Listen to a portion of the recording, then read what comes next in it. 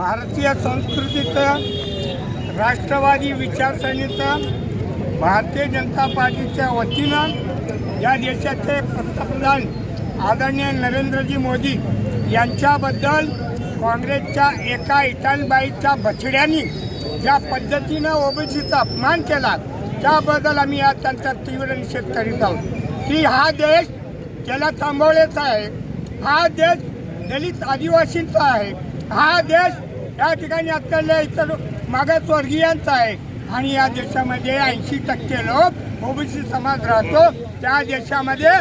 त्या समाजाबद्दल अत्यंत अपमानकारक निंदनीय वक्तव्य राहुल गांधींनी केलं ते अत्यंत निषेधार्ह असून या देशाचा घटक असलेला देशभक्तीचा स्रोत या ठिकाणी आदिवासी आणि ओबीसीच्या दलितांच्या माध्यमातून आज भारत देश स्थिर झालेला आहे। अशा देशाला कलंक लावण्यासाठी ज्या पद्धतीने